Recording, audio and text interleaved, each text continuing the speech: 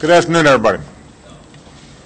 Tomorrow there's going to be a very important vote in the Senate about how much influence special interests should have over our democracy.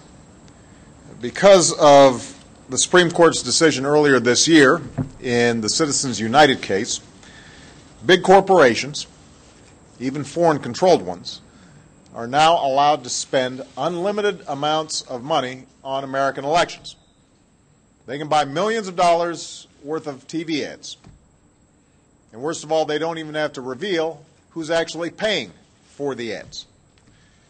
Instead, a group can hide behind a name like Citizens for a Better Future, even if the more accurate name would be Companies for Weaker Oversight.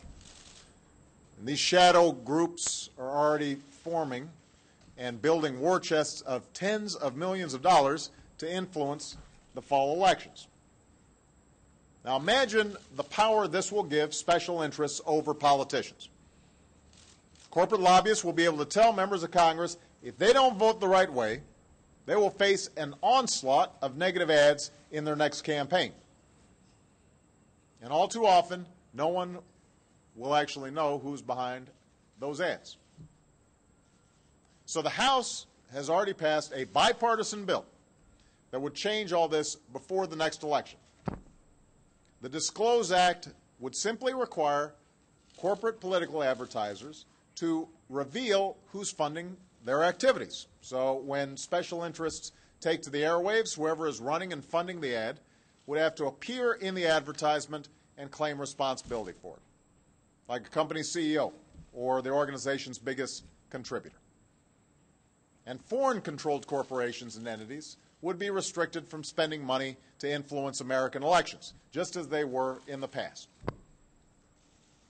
Now, you'd think that making these reforms would be a matter of common sense, particularly since they primarily involve just making sure that folks who are financing these ads are disclosed so that the American people can make up their own minds. Nobody's saying you can't run the ads. Just make sure the people know who, in fact, is behind financing these ads. And you'd think that reducing corporate and even foreign influence over our elections would not be a partisan issue. But of course, this is Washington in 2010.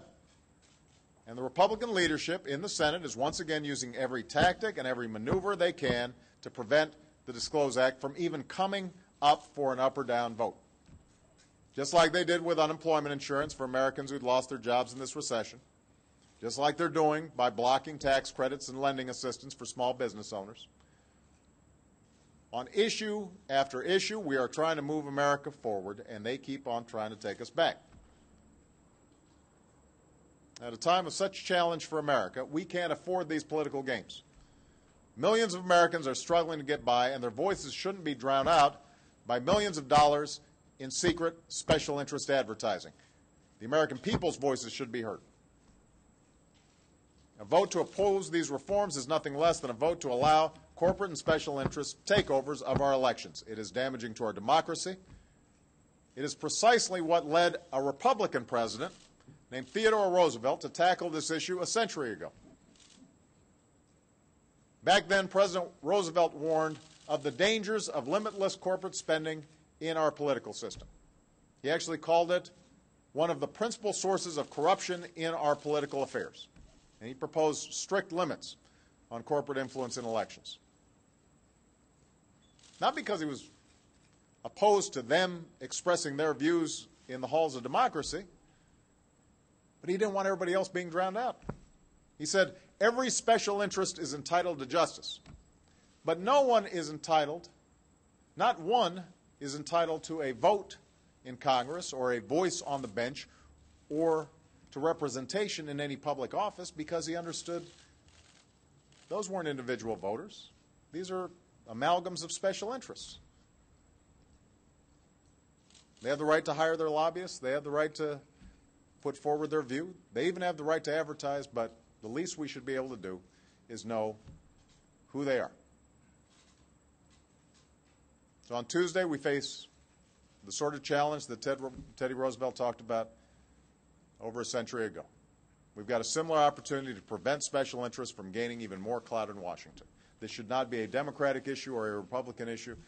This is an issue that goes to whether or not we're going to have a government that works for ordinary Americans, a government of, by, and for the people.